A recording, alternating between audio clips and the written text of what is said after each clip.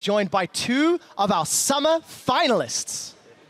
Thank you very much, guys. Great cast. And I'm joined by Peke and Niels to talk about that incredible 3-1 win in that series. First off, guys, I was talking to Ducky earlier, and he was saying how you were focusing on your own play. How was that working as a team, and how did that translate into this game? Well, we had a plan prepared that mostly we focus in the champs we play and the comps we play, and I think that's what we did, kind of. We had an idea of what they would play, but pretty much what we wanted to end up is running something that we're comfortable with. We didn't want to end up letting them have good picks and us running something to counter it that we never play, so we tried to ban what could be annoying for us because we'll have to adapt and just play what we like to play. Oh yeah, well, it definitely worked out in this series, 3-1. So Niels, you were the rookie of the split, and you were, quote-unquote, the new guy to the team in this bunch of veterans. This team worked out really well. Has this team met your expectations when you joined it? I think it has already exceeded the expectations, to be honest. I didn't have any expectations for like winning the split or going second in the final already, but yeah. Yeah, well, it definitely worked out for you. So you're now in the finals, Peke. I know you built this team to reach the LCS, and now you've gone one step further and made it to the finals of summer. What does that mean to you? Well, pretty much like Neil said, I never thought we would be like enough to make it to the finals. I thought we would be good, make it to playoffs.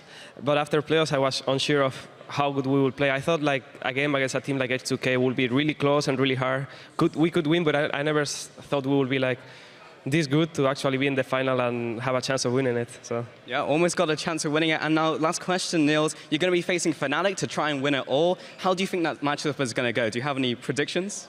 I mean, I guess you're assuming that they already won against UL in the semifinals then.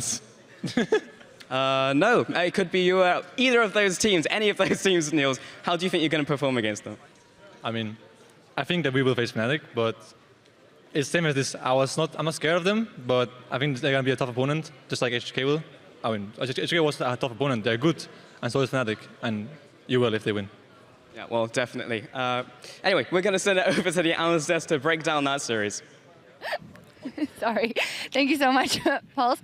That wraps up the series. Let's dial in a little bit on the last game, though, because this was the game that H2K had to win if they wanted to stay in this. Let's take a look at what they decided to go for in picks and bans, because on the side of OG, we have the graphic as well to remind us of that. Some cool adaptations. What do you think was behind this, Yamato, for H2K?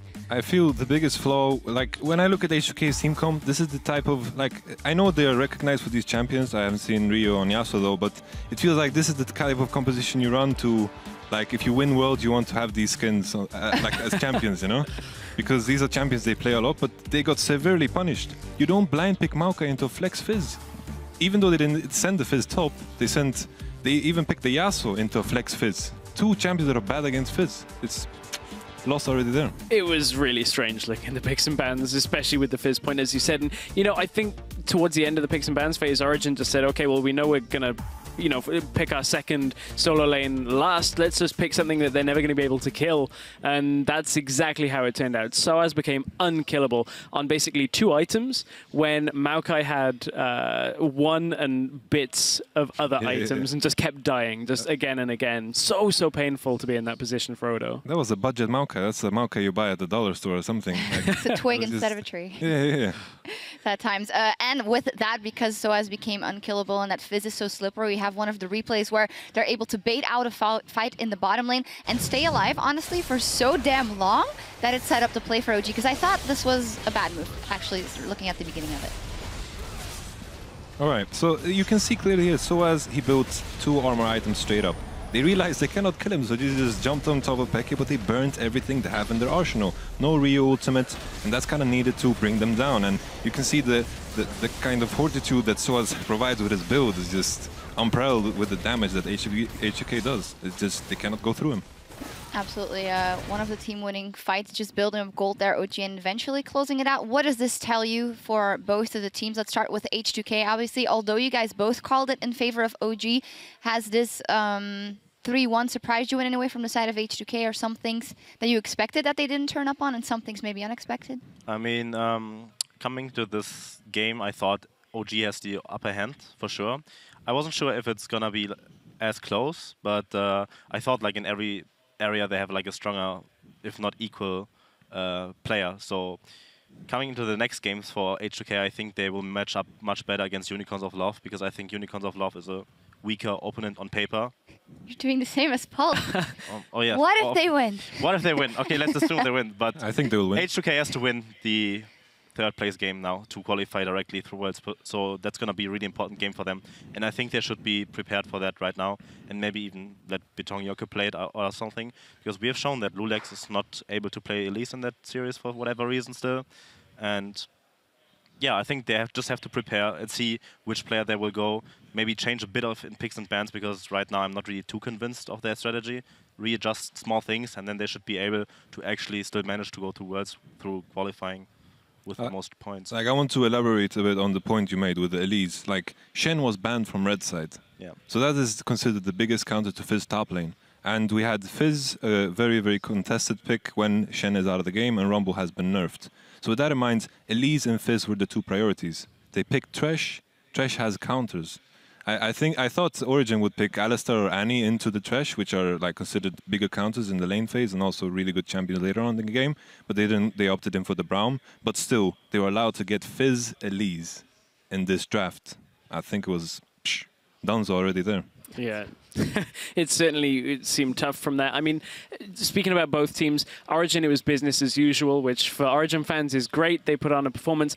For H2K, it also seemed like business as usual because you didn't know which H2K was turning up. In the first two games, it was the H2K that just have not been looking impressive. They fixed a couple of problems, but overall inconsistent, which is not something that coming into this split we thought we'd be saying about H2K. No, but OG, we didn't know what to expect. Got all the way to the semifinals, to the finals, actually. And in this one, we'll have to crown someone who went above and beyond in this series. And there was some amazing play from Mithy. He set up the kills that brought the team to the summer finals. And it wasn't an easy decision, obviously, because Amazing was doing very, very well and all the players. But I think we can all agree that Mithy was instrumental in this one.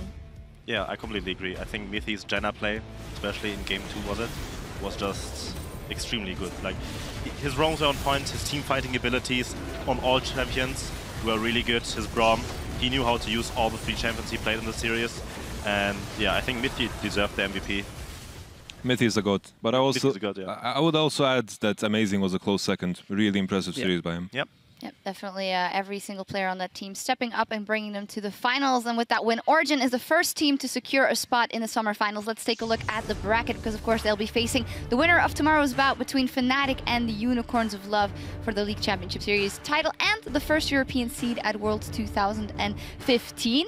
As said, H2K, they didn't win here, so they are into the third place match, which will be if UOL loses versus Fnatic, which I don't want to put as a definite. You never know what's going to happen, so we'll see what happens there.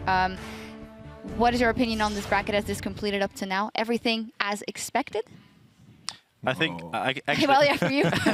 yeah, I mean, I would have liked to be in playoffs too, but yeah, we can't choose, you know. Yeah, unlucky. Yeah, that's what we say. On the side of Origen, though, do they have what it takes to win the entire thing? I mean, if you look at the things where Fnatic might falter, do they have the right counterparts?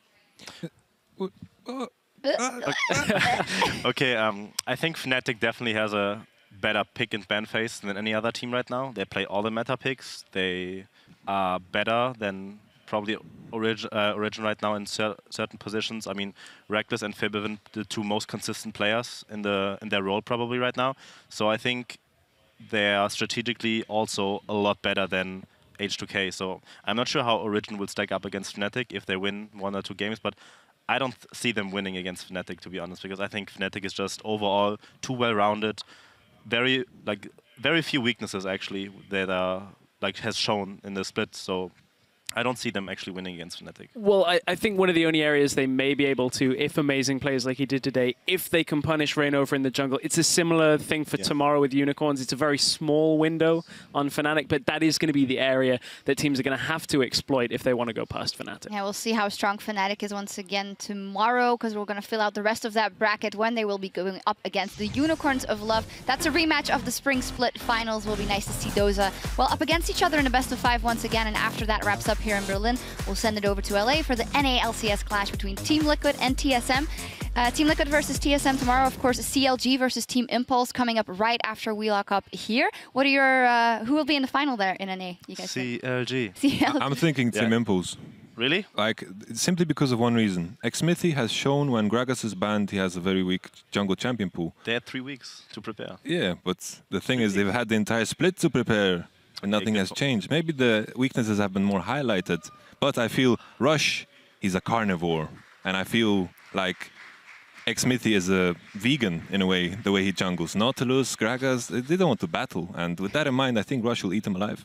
All right, rawr, we will see. Our coverage begins at 5 p.m. Central European Time, 8 a.m. Pacific, so don't be late until then. It's time for us to log off as the North American LCS team takes over for CLG versus Team Impulse. Thank you all for tuning in, and we'll meet you right back here for another day of playoff action tomorrow.